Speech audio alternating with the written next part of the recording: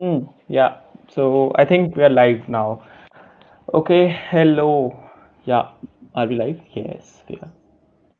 Hello, everyone. Happy holidays. We are back with another Power Pack session with another super interesting speaker for you guys. If you are here for the first time, my name is Rohan. I'm the founder of Design Sundays. Design Sundays is one of the fastest growing design communities in India, working on design education and design hiring. And Design Jungle is one of the biggest design community in India with close to 5,000 members on Meetup. Today's session is about service design and how can we use tools to build trust in the new normal, like after pandemic. And to shed some light on this, we have with us the very special, the very interesting Anannya Bhowmik. She is a service designer at Frog and the founding member of SDD India, a design community for service designers. She's also a speaker, a wonderful person, and I always enjoy a conversation with her. So Ananya is already here. Hi Ananya, how are you? Ananya, you are on mute. Sorry. Hi, Rohan. I'm good. How are you doing? How's everyone doing? Everyone is good. Oh wow, we have got close to 30 people already. Oh, this is very nice. Okay, cool. Yeah, Ananya. So, just like tell us a little bit about yourself. I have given an introduction, but would you like to add something to this? Sure. I think with that, I can probably start my session and we can go with that. Yes. Perfect. Do you want to share your screen? Yeah.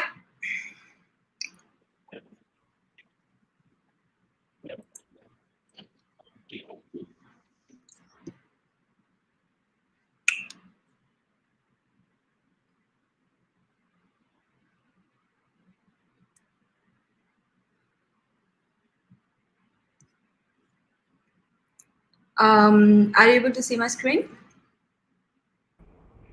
Yes, we are. All right.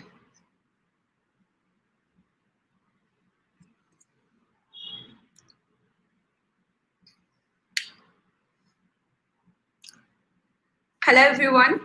Thank you very much for accommodating me in a lazy Sunday afternoon. And thank you for already we have 30 plus audience. So it's great that all of us are joining and getting warm up.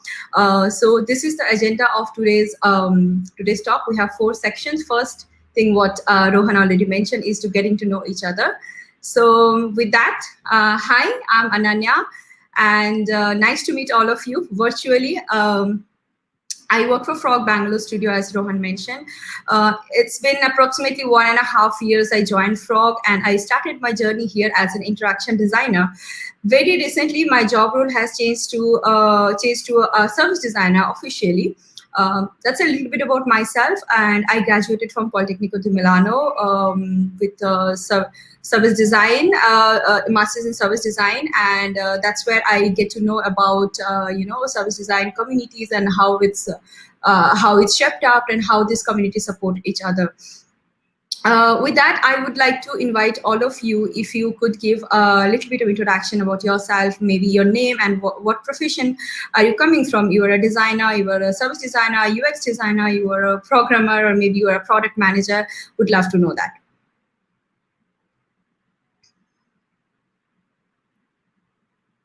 Guys, type it in the chat.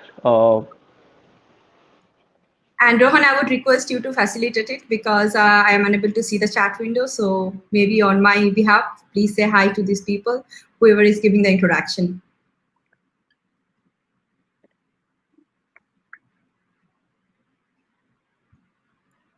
Cool, cool, cool. So, it takes 10 seconds. There's a delay of 10 seconds, so we will soon be getting some uh, little bit. Oh wow! So we have Shubham here. So he was also one of our speakers. So Shubham is a product manager and founding member at Shipments. Hi Shubham, thank you Hi, so much for Shiva. joining in. We have Amit. He is a UX designer. Uh, there is a service designer as well. I think his name is Savai. Joel is here. He's a design service design student from Srishti Bangalore. Hi, Joel. Thank you so much for joining. Devani is here. She's a fifth year interaction design student.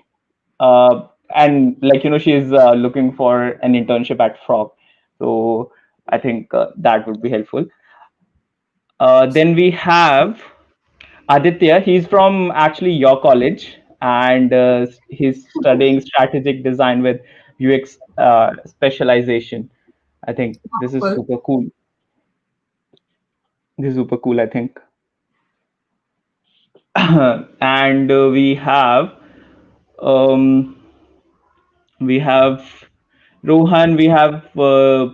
from TCS. We have Pallavi. She's a UX researcher. Ruchika. She's pursuing masters in service design. Hello, Ruchika. Juneza is here. She's a service designer. So a lot of service design people are here. Then we have Jan. He's a VP product for Revolgy.com. Uh, Thank you so much, Jan, for joining in. Vedant is here. He's learning design. Vibhor is here. He's from Pearl. Awesome. So many people. Wow. Awesome. Hi, George. Hi, Rajat. Hi, Bhavna. Thank you so much for joining in. Wow. So many people. Cool. Hmm. Wonderful. I mean, of course, we know it's an online meetup. We can't really say hi to each other, but whatever we can know from the chat box, let's just use that opportunity to at least know who are the people who are listening to us and who are the people are with us today. Um, with that, we would move forward. So yeah, as I was mentioning that I was studying in Politecnico di Milano, and I was in Milan for some time, and I get to know the service design community there, and I have always enjoyed that open community and the kind of knowledge sharing, the kind of openness it had.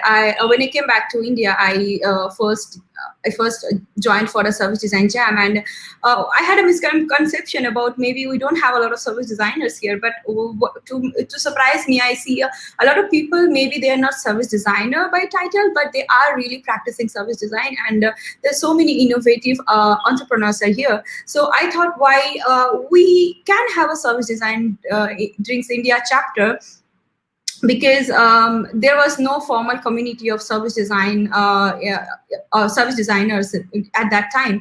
So we really wanted to be it an open platform. We wanted to really invite people from not only just from someone who is probably in a lead position, or maybe someone who is already an industry leader, but someone who is already working on grounds, people who are students, and entrepreneurs who are probably building a very new and innovative service. So we wanted to bring those people in here. So with that, we started almost 1.5 years back, and our first event was kicked off by Frog and Service Design Network India together, and afterwards we had close to 5 events. Of course, due to COVID-19, the things has been moved to online version right now, but we got the opportunity to collaborate with not only leading design agencies like Frog, Design It, IBM, etc., but as well as we had the opportunity to really bring in people from innovative startups, people from product companies. So we had speakers from Noura Health, we had speakers from Khata Book, we had speakers from Skidbox, and especially some of the talks delivered by these startup designers and people coming from the startup were really appreciated by our audience. So with that, I would like to also show you last three memorable event, I would say. So the first event you see was with the 19 January 2020, which is pre-COVID, and we had a chance to kind of meet physically with all of the service designers, and we had close to 40 plus people gathering, and it was a wonderful moment. We had sharing drinks, talking about service design from almost for 2-3 hours, and it was a celebration for us. And that was the last physical event we had. Afterwards we had to move towards the digital one. So we had and that kind of opened us an opportunity for us to invite speakers from across the world. So we managed to bring some of the very wonderful speakers across the globe, and we had these events through Zoom call, and thankfully we had a good number of engaged audience who kind of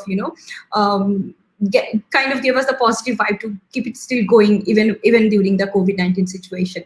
So that was a bit about what I did and what is Service Design Drinks India chapter is about, because I am, as a person, kind of incomplete without this chapter.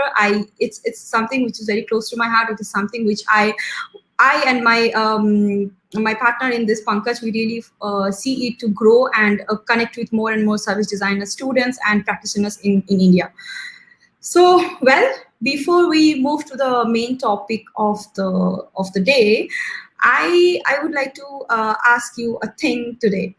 Being a UX designer who transitions into service designer, I often face this question that service design versus UX design. How is it different? Is it different at all? And over the last few years, I kind of formulated a opinion in myself that how do I see these two disciplines. So I'm definitely going to share that. But first, I would like to understand what you guys think about it. Service design versus UX design. Do you think it's the same thing? Then please type in option number 1. If you think that it's pretty distinctive, I mean, you are able to see what is service design versus UX design. You have a very clear, you see them as a clear distinctive discipline, please vote for number 2. And if you think that service design and UX design is somewhere getting merged, please vote for option 3. And I would request Rohan to facilitate this and let me know what our audience is thinking. Sure. So guys, enter, type in 1 if you think it's the same thing. If you think it's very different, type in 2. And there is some blurred lines between service design and UX design. Please type in 3 in the chat. And also let me know if I am speaking too fast. I often get this feedback from my colleagues, from my friends, that I speak too fast. Please let me know if I am being very fast and doing the offense of not being understandable by you. Oh, wow. So we have got 3. Queen of UX says 3. Ozge says 2. Dvanish says 3. Ruchika says 2. Shashank says 3. Niranjan says 2. Aditya says 3. Wow. So many comments. Oh, wow. So so most people say it's 3 and some people say it's 2. Yeah. Got it. Cool. Yes. Cool. Sanjeev says 3. Pallavi says 2. Tanishka says 3. Aditya says 3. Juneza says 2. I think, yeah, most people are saying, there is a blurred line between UX and service design. And some people are of the belief that, I see them as pretty distinctive discipline. Now, that's great. I am so happy that people are not saying option 1. Trust me. Many times I have got this option that a lot of people are saying, no, it's the same thing, and you just name it different. So I definitely do not have the opinion of I don't share the first opinion, but yeah, it's not the same thing, at least what I also believe. Are you getting more responses, or shall we move forward? So yeah, we are getting 3 2 responses. We have close Right. to 20-25 responses so far. So I think we can move ahead. Amazing. So I think that most of the people do feel that service design is a pretty it's a standalone subject, as well as there is and a lot of people share the opinion that there is a blurred line between, somewhere UX and service design is getting masked, but definitely it's not the same thing. And trust me, this makes me really really happy. And going with that, I would like to show you this beautiful illustration, and you could see I have given the reference as well. You can go and check this one. I think it's very delightfully illustrated and talks about what service design does. Yeah, with this image in background, I would like to kind of share my opinion, some of the bookish knowledge what I have acquired, as well as some of my formulated opinion with you. And I would also like to hear from you if you agree with me or if you have some comment over my thoughts. So service designers basically plan and organize a business system and resources in a more human-centered way. Service design largely incorporate user experience, space experience, stakeholders delivery, and ecosystem design. So this is what book says, and I try to make it even coincide. And I think what in the Norman's group you will, and Norman's group page, you will also see there's a definition of service design that say service design is all about managing people, props, and processes. People means people who are your stakeholder. Props means actually touch points, and processes are processes, right? So I think there are a number of wonderful tools to work with in service design. Generally, these are used for discovery and ideation phase of UX design as well, such as customer journey, service, user persona, etc. But what I feel is that apart from all of this, where service design really differs from UX design is from the delivery perspective. So in service design, generally the prototyping part could be really different than what we see in UX design. Service design, it could be role playing, mock-up, value proposition canvas. It could be probably an idea of a new space design as well. Whereas at times it can be also a new ecosystem, and it could be also a touch point, which essentially comes to probably a new mobile app. And that's where I think the UX and service design get somewhere a blurry line, and somewhere we confuse that where is service design and UX design differing. But I think what UX designers do, they focus on individual, mostly the digital touch point of it. Whereas service designers kind of see a more zoomed out view of it. So which kind of try to see the entire problem landscape from a more holistic perspective. That means that they try to see the end-to-end experience, including the digital touch point, physical touch points, the experience of the employees, and how the processes are working within an organization. So if I try to kind of summarize it, I would say service design is trying to see a problem in a holistic way, and what UX design is doing, once you see a problem, you are trying to focus on it, and you are going to I hear echo. So Ananya, someone is people are asking that if you can talk a bit slower. Okay, right. I'm really sorry. I think that's what I mentioned, that if I'm going too fast, please let me know. I would slow down a bit. So yeah, so service design largely try to see the problem from a more holistic perspective, in one canvas, that what is that making an issue. It could be your mobile app, it could be your probably for example, if I think of a retail store is having an issue. So it could be probably the mobile app is having some level of problem. It could be also the store layout is having some level of problem. Now, when UX design comes in, they probably pick up the the mobile application part. But the whole point in the service design is to finding the problem, finding the solution in a more holistic perspective, and then focus on which way you want to go. Do you want to solve it through your mobile app? Do you want to improve your employee experience and solve the problem? Or do you think that you need to work on the, probably the physical touch points inside your store, for example? So if I want to summarize that, what is my opinion about UX versus service design?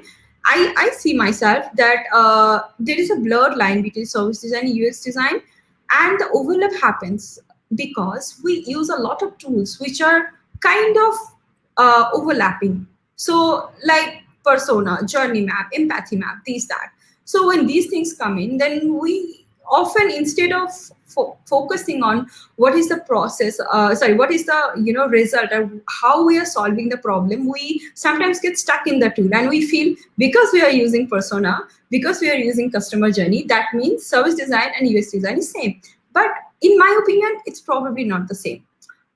What I find most exciting thing about service design is that I can kind of map out all the problems from an organizational perspective that goes beyond a single product, that goes beyond a particular touch point.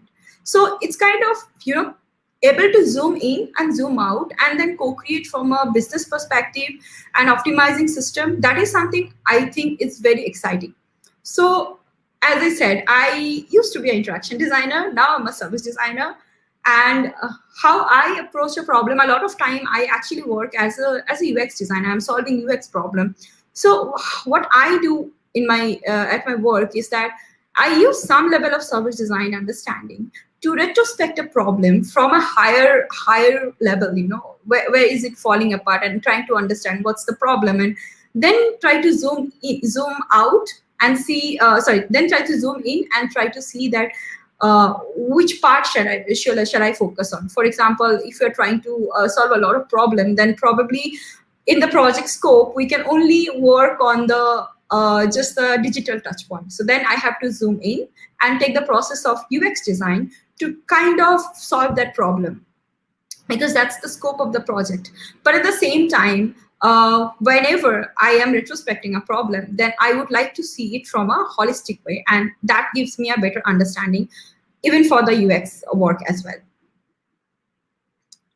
um, People, please feel free to comment or any kind of questions or anything you have. I can definitely take the questions once we are over the discussion, but if you have any comments, I would love to know.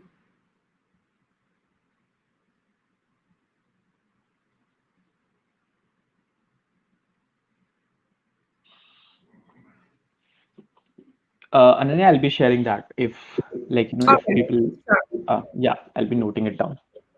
Great.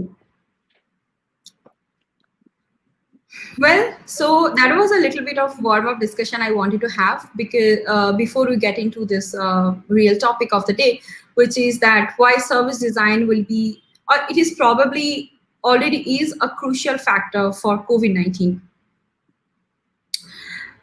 So after COVID-19, what has happened is that the way we interact with certain things, the way we do certain things has kind of changed a lot. The way we used to shop, the way we used to go out has changed a lot. And right now, what is happening? It's not only about what a service or what experience you are delivering, it is also about how you are delivering it.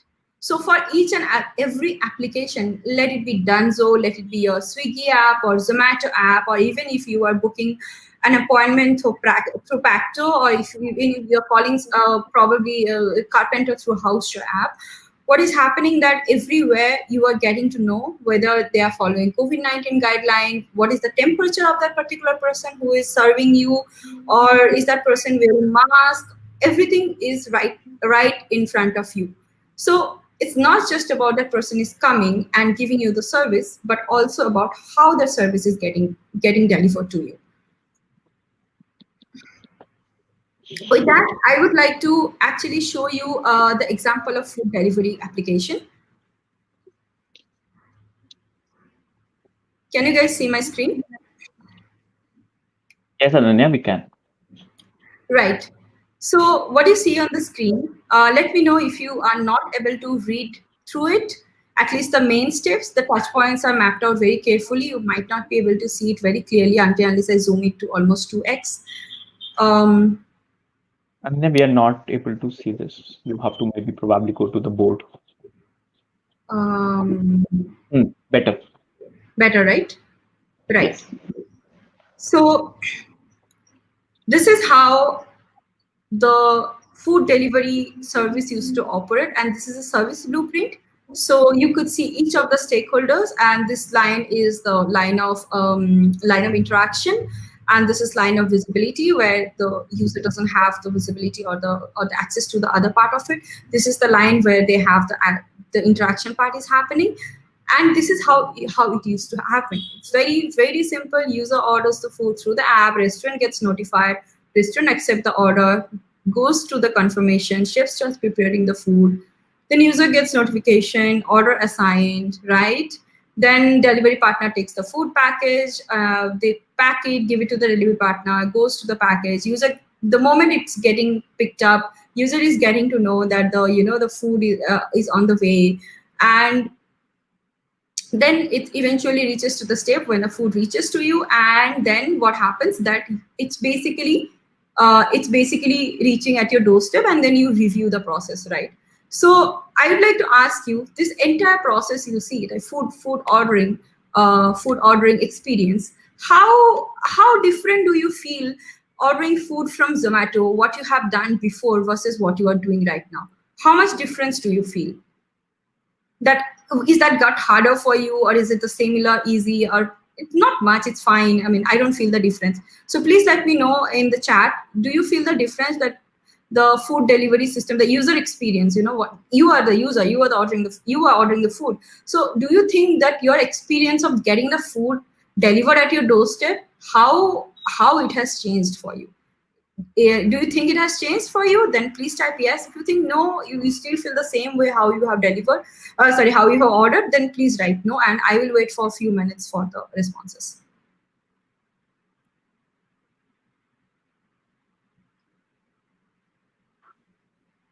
So, Ananya, Yeah. there are a few questions as well. Okay. Till the time we wait for people to type in like how their experience pre-COVID and post-COVID change for food ordering experience or Yeah. any such services. Yeah. There is a question, there is the first question, which is, what are the deliverables for service design? In UX design, you have flows, and all those kind of things. But uh, what are the deliverables of service design project?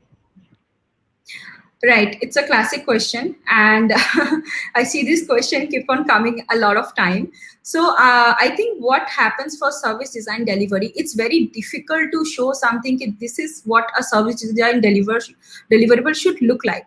Because at times what happens when I have given service design deliverables, it's kind of just looks like design strategies that we talk about, that the mobile application is, for example, the mobile application is not user accessible. And then we could also say that I'm just taking an example of one of the project I have worked on during my master's project. The it was a And we found that the service design deliverable was that understanding the problem there was the store layout.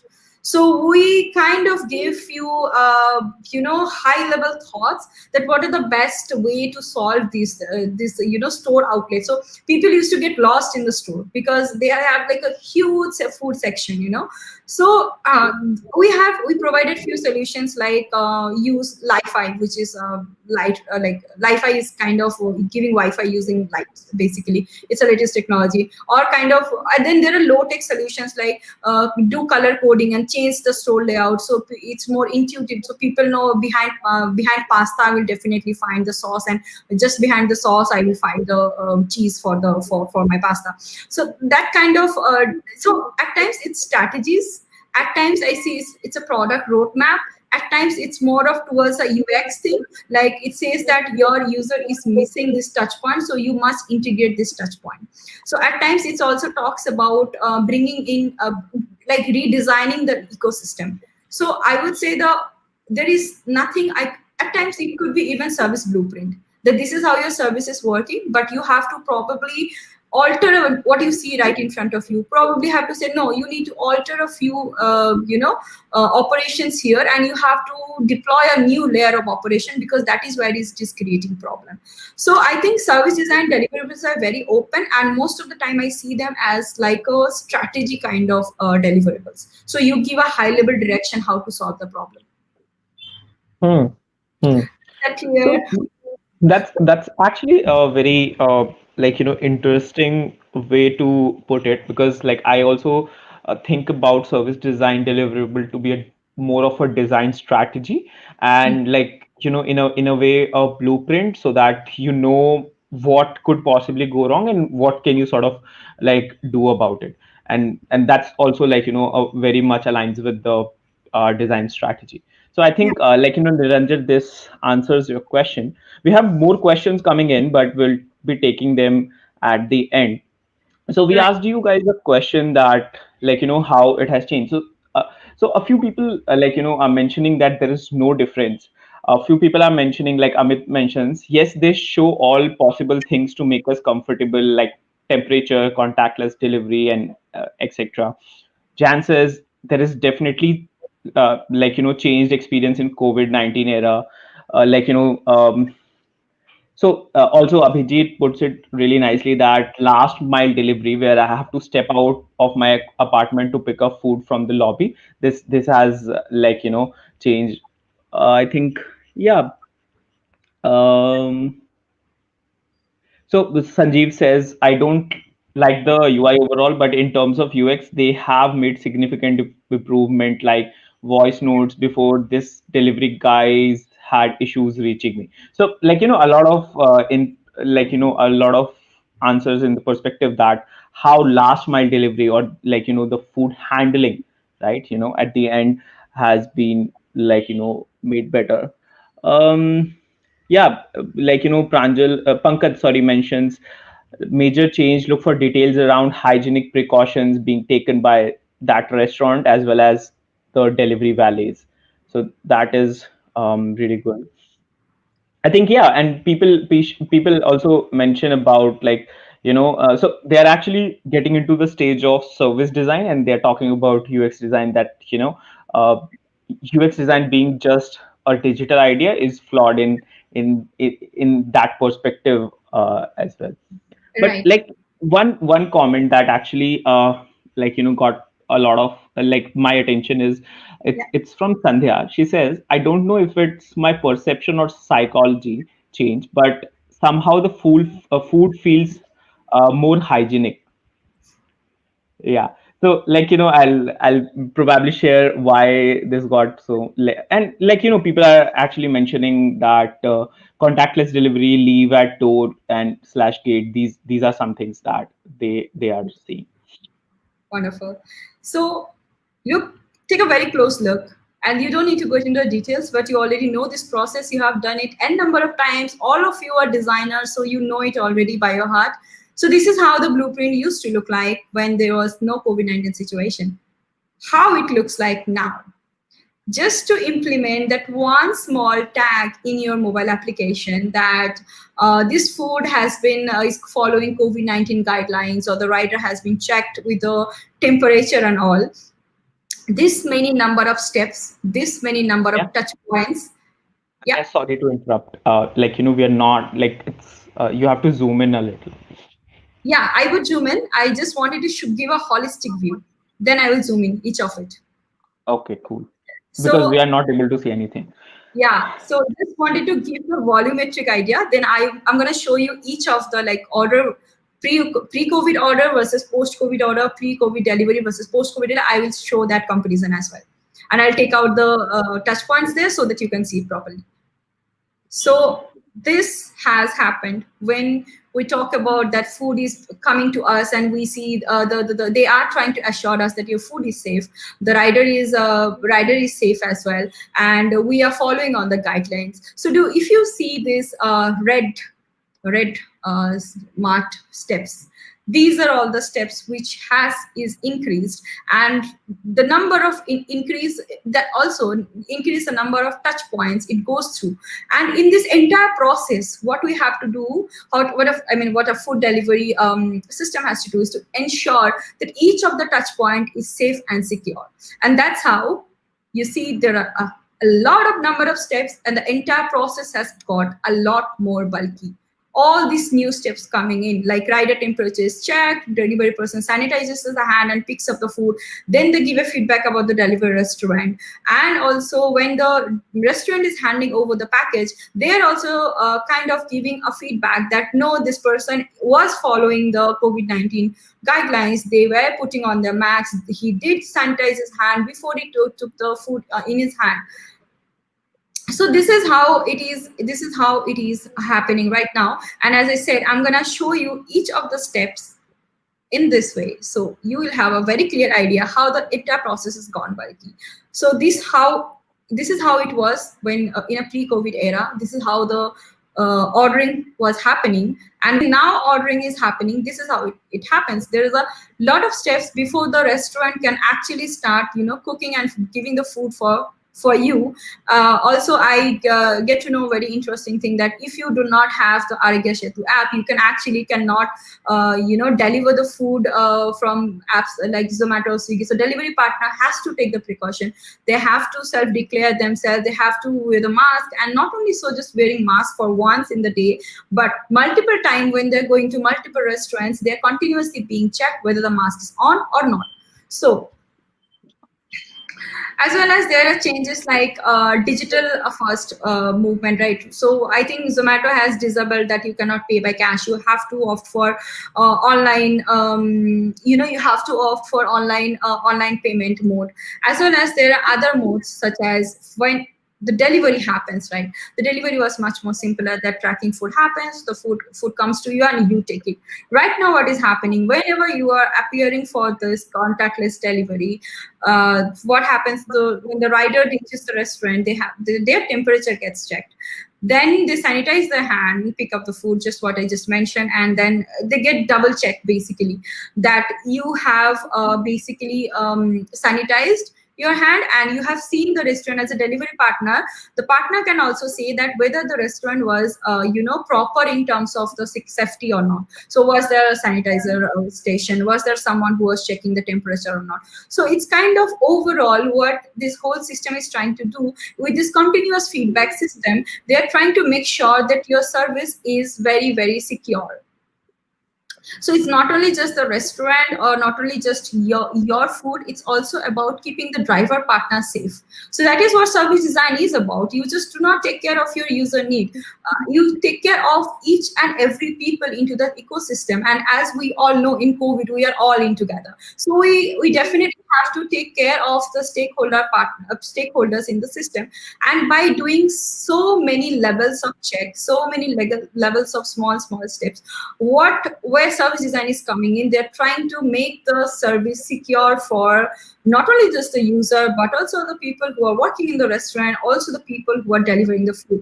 At least we are trying to do it, but of course there are cases when you see people are careless, so we cannot do much about it. We can only try to make people aware. Then also same goes for the review. Many of the apps and the service delivery platform now ask you not only just to rate the food or maybe the service you have availed or maybe the person who was delivering, but also to tell them, did you feel your food or the service which was delivered to you was safe or not? So basically this is an analysis I did as a service designer to understand that how service design is impacting this post-COVID era, and try to map out and understand some insights from here and wanted to share that with you. With that, I'd like to move back to the presentation. So basically the whole point here was to that service design here is needed to create the trust and level of transparency for everyone, not only your user, but everyone who is involved into that ecosystem. And I think that we were never so touchy about these touch points. So coming to the touch point part, after COVID, the touch points has become very, very important for all kind of services. And there are touch points which we are trying to, whatever is possible, we are trying to move it to a digital way. And there are touch points where we want to secure them. So from that, I would like to share this thing. Oh, sorry. So there you'll see there are a lot of new touch points integrated into the system. And if you look at them closely, if you study them closely, so what are these three types of touch points? One is that which is creating awareness from the people. Like many of you mentioned, right? They are trying to tell you that they are having this guidance. They're trying to, guidance is also there. Like when you ride Ola, Uber, they tell you that you should put your mask, you should use hand sanitizer. Then it is also trying to tell you that, you know what, we have sanitized the car as well. So there's an awareness kind of touch point which is coming there. So they're trying to make the user aware of the sanity of the system. Then there's a digital disruption. Whatever physical touch point we can avoid and integrate a digital one, we are doing that. Third thing is that there are barriers and safety measures which is being taken. So, for example, this is a very interesting. There's a shop very close to my place, and instead of doing like a proper, a guard or shield in front of the medical medicine counter, they put a very thick ropes in the front so that people can't cross it. So we Indians have our own way to create do some jugaad and create these kind of things. But whereas if you go to a fancy cafe, you will see probably they're putting a very fancy, those pillars kind of thing which you see in the airport to create that barrier. With that, I would like to show you a few of the touch points which I have been, kind of finding them interesting, which got integrated due to COVID-19 situation. So first one is about the airport. So if you see here, this touch point is about kind of this is about creating a barrier and creating barrier and basically safety. So this is, you'll see the yellow bins installed in Delhi airports, many places, so that you don't sanitize. You don't throw your mask and all everything in random places. There are a lot of places where people have the authority has installed sanitizer dispenser. Then there are all the airport seating arrangement. They have put this kind of stickers that you should avoid not sitting on this. So these are kind of comes to the third category of the touch point which I was mentioning, which is barriers and safety measures. There are some more. In the airport, everywhere you will see multiple times people are asking you, put up your mask, use sanitizer, maintain distance, please display your Arogya Setu app, these and that. So these are all for the awareness kind of touch point. So this is trying to generate the awareness for the user or the people who are traveling that you should be aware that COVID-19 is there and you should better be like following these guidelines. Next one is about, so these are all physical touch points I'm talking about. Then I'll come to few of the interesting touch points I see in the digital part as well. So this one is at a famous pub in Bangalore. It's close to my place only. So here when people come, they kind of have certain kind of guidance in front of the right in front of the store, that it lets you know that what you should do, what you shouldn't do. Even in the washroom they have instructed you how you should wash your hand, and you must wash your hand. What they have also did, which is the most interesting thing, is this one that oops, sorry, it just moved. This one which you see here is that there's a sanitizer bottle on the top, and then also you do not have to really move from your table. You can scan the code and order from there and pay from there. So basically, if you look at it's a very basic idea, but why this touch point is very interesting, it's kind of minimizing the amount of time a waiter has to come in close contact of yours. So they can just drop the food in front of you and just go. So, it's kind of reducing the time the waiter has to stay in front of you. Also, you can just place the order from there. It takes you to a link and you can pay it. And it's kind of very easy way to keep minimal human interaction as much as you can. Then these are some touch points from random places. Sanitizer. Then I see in cafes people are serving you coffee wearing wearing safety gloves, and then mostly all the Ola and Uber autos these days are having these plastic shields, and on top of it you have the digital payment method. And this is a Zivami store, and they have a very beautiful infographic in front of the in front of the desk itself, and also everywhere you will see these temperature checkers and sanitizer bottles these days. Nothing new though. Now I would also like to show you a few more touch points. So these are all the touch points when you see a place, like you visit a place for physical place for service. But sometimes you call certain services at your place, and there are also certain physical touch points can be integrated. So this was from Urban Clap.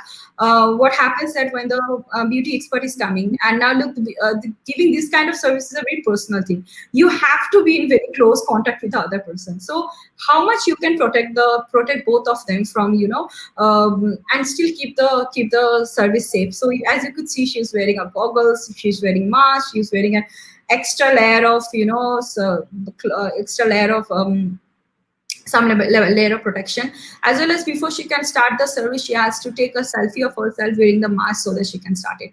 The other one you see I received it from a Zomato food delivery. There is a this restaurant has gone really extra miles, and they just not only relying on what Zomato Swiggy app is giving on their application, they're giving an extra card of to assure the user that look, we are doing everything to keep you safe, and this kind of card used to come whenever you are ordering a food for them.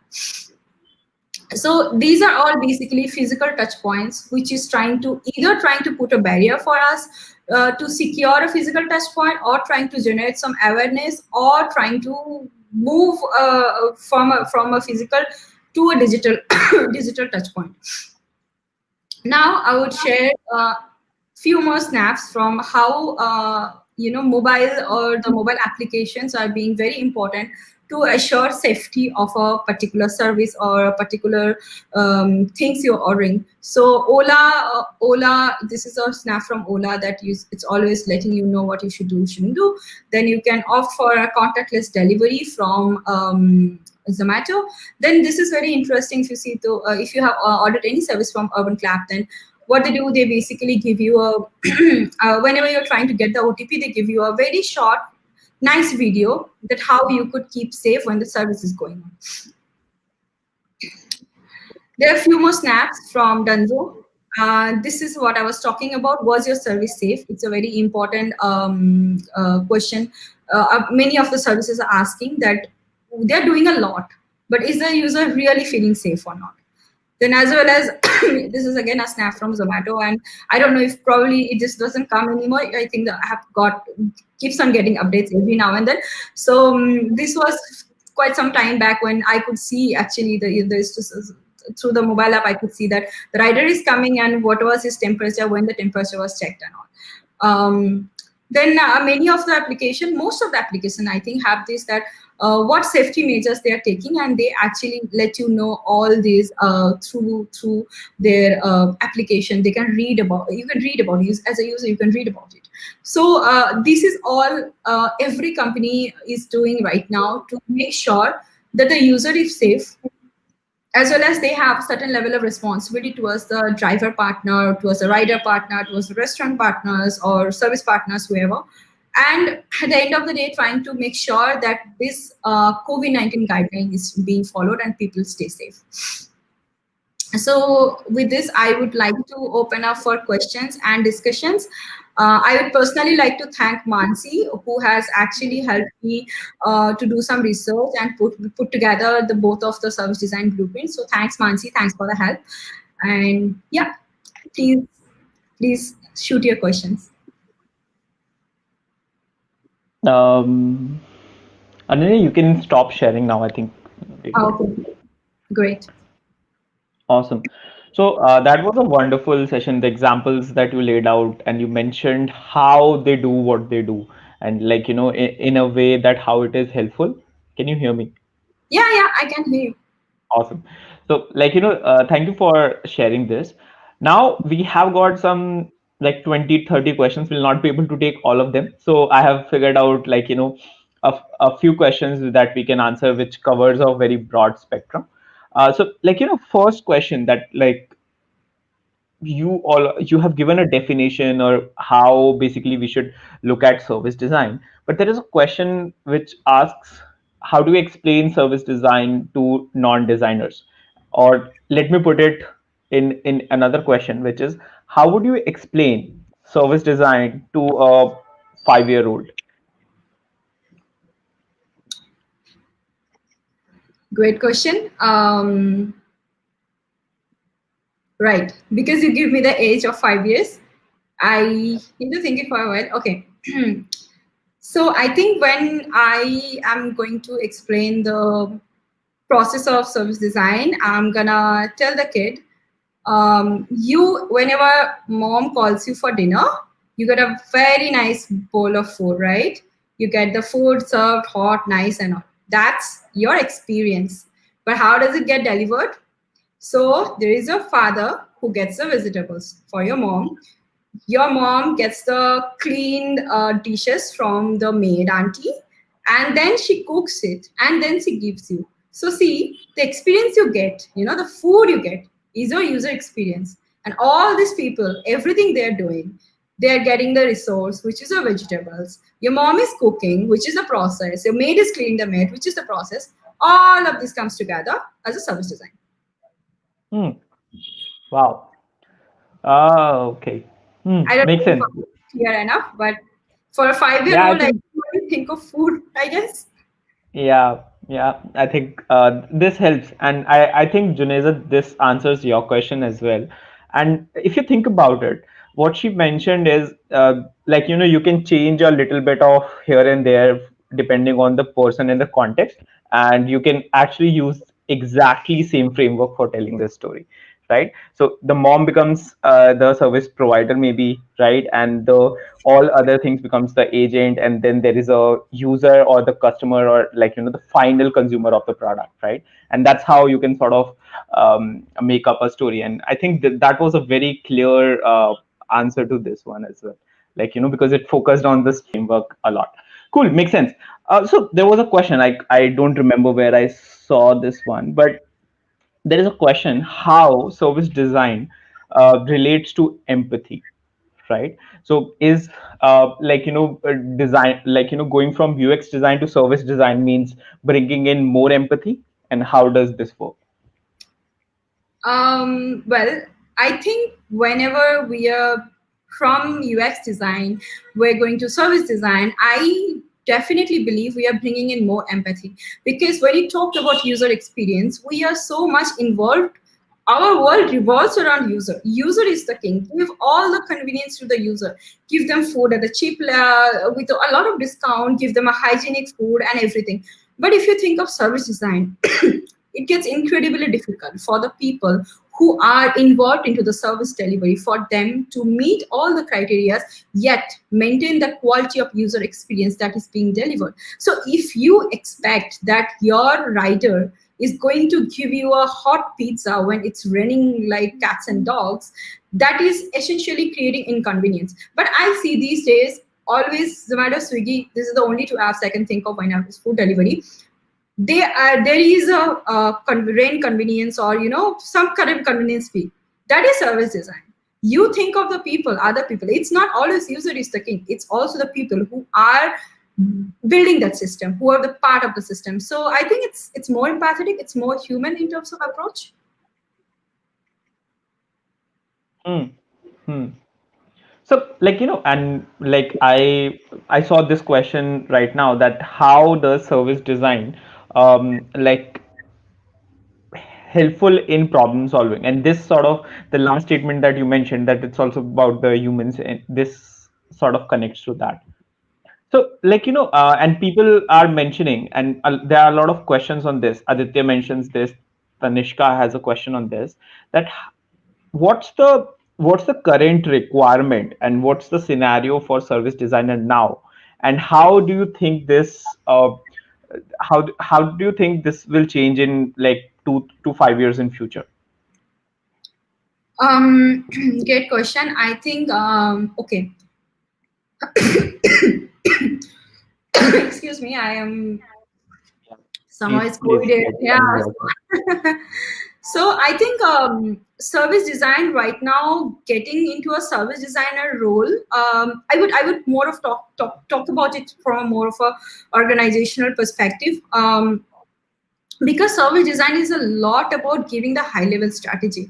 So how I see right now is that generally the work of service design is being done by the leadership roles, though they are not like service designer by roles, but the job they do, they give the high level strategies of what needs to be done to the client, and that's where service design is working. I don't see service designer is coming from grassroots level, like people are just with, because service design is something which is a very complex thing. It needs some level of understanding of the business, some level of the understanding of the design, and some level of the understanding the entire landscape. So in my opinion, service design in coming few years, I it may be in coming few years also. I mean that much only I can foresee. I wouldn't say that service design will start from like you are freshly graduated from ABC and you start service design doing service design, because service design itself is a huge responsibility. You are giving like a like kind of a roadmap or a landscape to a vision. So that comes after once you kind of spend some time in the industry and you have that level of experience and then you do it.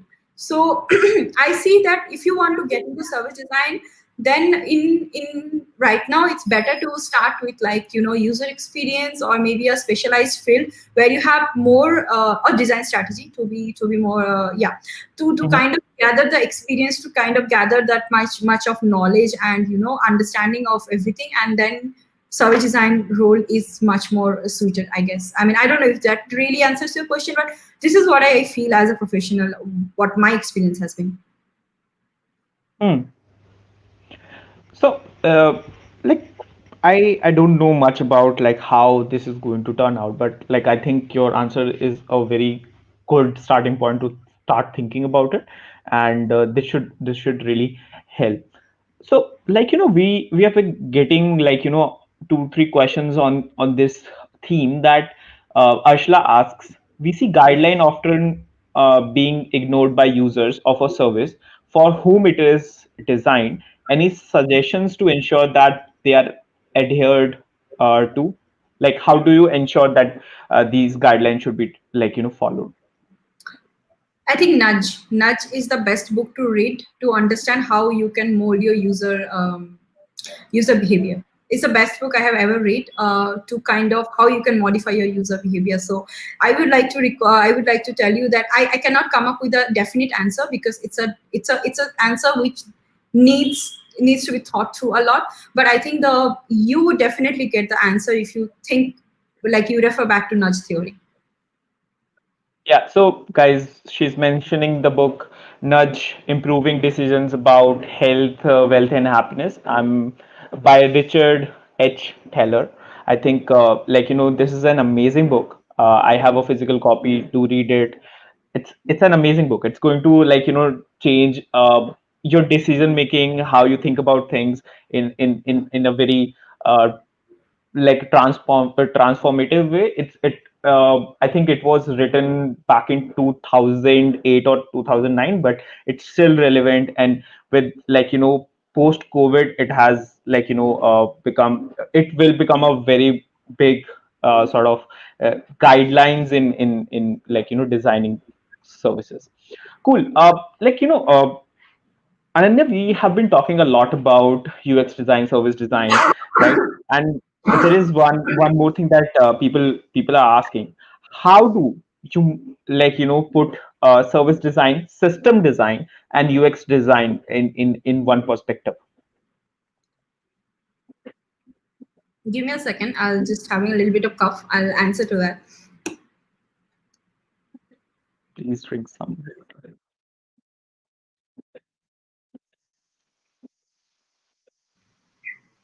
Yeah, I mean, I think it's a very complex question to really answer that. How do you see? I mean, I definitely see that service design opens the path to UX design, and I would also see the system design is falling into the same category, because often a service design problem can be solved by rethinking of how the system is working. So at times you need to actually design the system. So it could be sometimes organizational change as well. So I think a lot of service designers, that's why work in org activation projects. So at times the problem is not how the service is right now being it's not about the service or not about the touch point problem, but about the people who are involved into that delivery.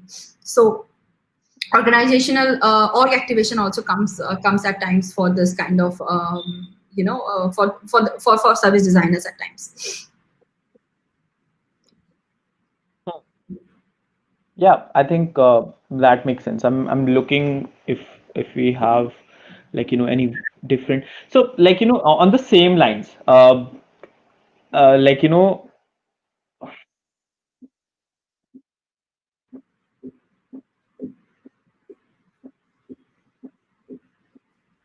how do you convince this is a question that we get a lot from people about generally. How do you convince people of designing, like putting some more resources into designing and stuff. But there is going very specific to service design. How do you convince a team to hire a service designer? Very good. I actually failed to do so. That's why I joined as an interaction designer. It's not about if you really want to join an okay. This is a personal opinion. This is something I'm sharing from my own experience. Well, I failed, so I am not the best person to tell you how you can convince someone to give you the role. But I can definitely tell you how you can convince people the service design is important after you are in the organization. So I did join Frog as an interaction designer, and I fought a lot with the person who hired me. You give me service designer role because I studied that, and that didn't happen. So it was told to me, you have to prove yourself. You have to see that how service design can really shape up, how service design can work in our studio. So I had to do that over last 1.5 years, and finally I got a promotion along with the role change that I am a officially service designer and the very first service designer in Frog India right now. Because what paths did I take? Firstly, I started bringing in service design tools in regular UX practices, and you won't believe the places where I have bring in service design tools. I have used service design tools when we are doing for example, network management application. It's just no, it's like it's an enterprise UX, enterprise UX. Why do you want to do a service design blueprint? And I was like, no, we will do it, and trust me, it's gonna be fruitful. So thanks to my colleague, I have a very wonderful colleague. Her name is Veena. Veena allowed me to do that, and we did it. And she said, yes, this was helpful, so we can do it forward.